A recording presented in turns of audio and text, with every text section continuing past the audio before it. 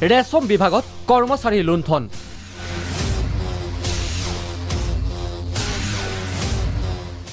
ৰাজ্য চৰকাৰৰ ৰেচম বিভাগৰ দৰং জিলাত সংঘটিত হৈছে ব্যাপক অনিয়ম।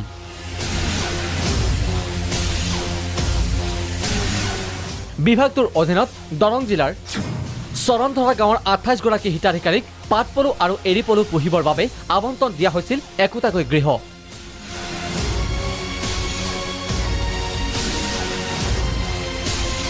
প্ৰতিটো গৃহৰ বাবদ চৰকাৰে আবণ্টন দিছিল 1,30,000 টকা।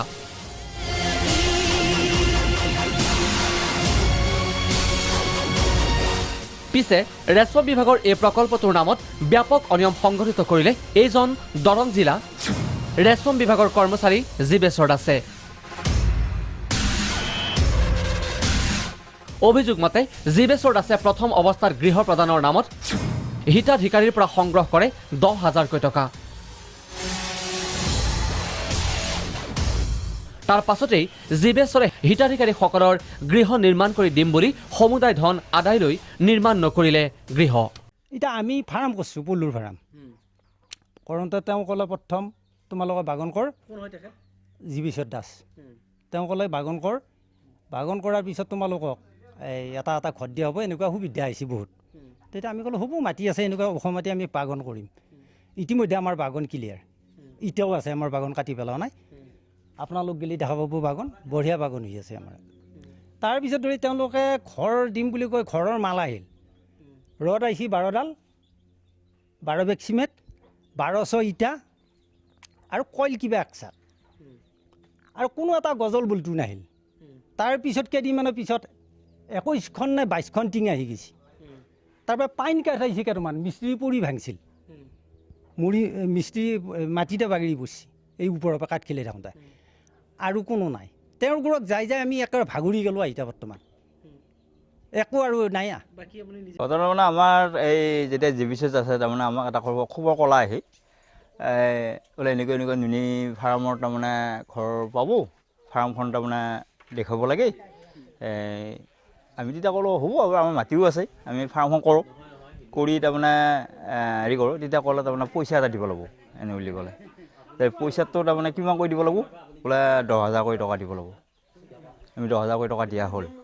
দিয়া হোৱাৰ পিছত তাৰমানে তেওঁ ক'লে বোলে এইবাৰ হ'ব, সেইবাৰ হ'ব, এনেকুৱাকৈ থাকি থাকি তাৰপিছত এই আমাৰ ঘৰটো হ'ল 16-17 ঘৰ, 16-17 ঘৰবিলাক। তাৰপিছত ধৰি তাৰমানে তেওঁলোকে 15-16 ঘৰবিলাকত তাৰমানে ষ্টাৰ্ট দিছে। ষ্টাৰ্ট দিলে দি ধৰি তাৰমানে তেওঁলোকে সেইবিলাক কাম কৰি আছে, কৰি থাকি ধৰি আমাৰ তাৰমানে ঘৰটোৰ কামটো আৰম্ভ কৰি দিলে 18 চনত। 18 চনত আৰম্ভ কৰিলেহে, কিন্তু হেৰি ইটা দিলে 1200, এই দিয়াখিনি কম আৰু তাৰমানে ইটা দিলে 1200, তাৰপৰা ৰড দিলে 12ডাল, তাৰপৰা চিমেণ্ট দিলে 12 বেগ, বালি 2 CM, শিল 1 CM। উল্লেখ্য যে 2015-16 বৰ্ষতে গৃহসমূহ আবণ্টন দিয়া হৈছিল, কিন্তু ধুৰন্ধৰ জীৱেশ্বৰে সমুদায় ধন আত্মসাৎ কৰাৰ বাবে এনেদৰেই পৰি ৰ'ল গৃহসমূহ। কি অভিযোগ ৰাইজৰ? কিমান বছৰ হ'ল আপুনি ঘৰটো পোৱা? 15-16 হ'ল। তেতিয়াৰ পৰা তাৰমানে আধৰুৱা হৈ আছে ঘৰটো। আজিলৈকে সম্পূৰ্ণ নহ'ল? আজিলৈকে সম্পূৰ্ণ হোৱা নাই, দিম কৰি আছে তাৰমানে, তাৰপিছত এতিয়ালৈকে আৰু দিয়া নাই। ঘৰটো পাবৰ কাৰণে কিবা পইচা দিব লগা হৈছিলে নেকি আপুনি? পইচা অলপ দিয়া আছে আৰু। কিমান পইচা দিছিলে? 10,000 দিয়া পাইছে। কাৰ হাতত দিছিলে? কাৰ হাতত দিছিলে মানে আমাৰ ইয়াৰ পৰা লৱণনাথে লৈ গৈছে উঠে পইচাটো, তাৰপিছত লৈ যায় আৰু সৰু অফিচত দিছে। ঠিকাদাৰে মানে ঠিকা হিচাপে লৈছিলে। ঠিকাদাৰ এতিয়া দাসে বুলি কৈছে আৰু।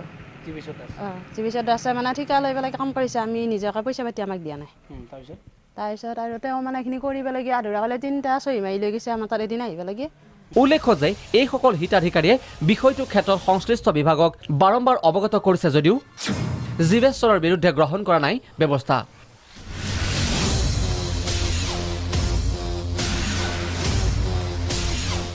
সেয়ে এতিয়া বিষয়টোত মন্ত্ৰীৰ হস্তক্ষেপ দাবী কৰিছে ৰাইজে।